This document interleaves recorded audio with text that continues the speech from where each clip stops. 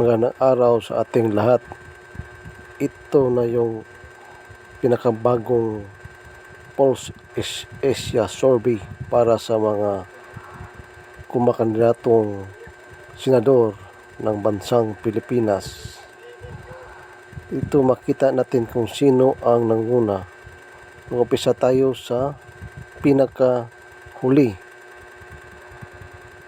Number 25, si Jimmy Bundok.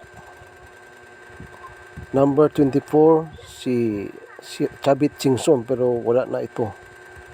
Number 23, si Ranti Marcolita. Number 22, si Colonel Rosita. Number 21, si Philip Salvador. Number 20, si Francis Tolentino, si Tol.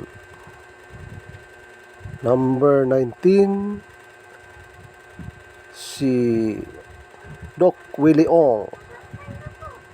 Number 18, si Abalos. Hindi ko gusto, guys. Number 17, si Gringo Hunasan. Number 16, si Bam Aquino. Ito, guys, huwag mong iboto nyo kasi yeluhan to. Number 15, si Kiko Pangilinan. Huwag itong iboto, guys. Number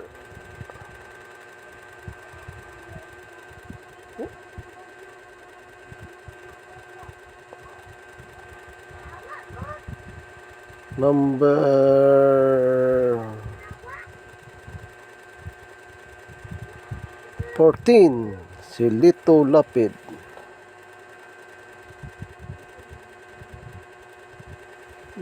Number 13, si Camel Villar. Number 12, si Manny Pacquiao. Number 11, si Abby Binay. Number 10, Bato de la Rosa. Number 9, si Willie Rebillame. Number 8, si Senator Lacson Ping. Number 7, si Aimee Marcos ang manggagamit. Number 6, si Bong Revilla. Number 5, si Pia Cayetano. Number 4, si Ben Tulpo. Number 3, si Tito Soto.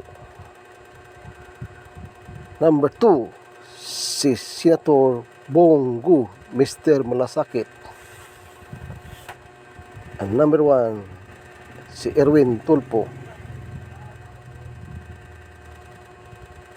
Sa lahat na kandidato, guys, sa pagka-senador, ang iboto natin yung mga Duterte team.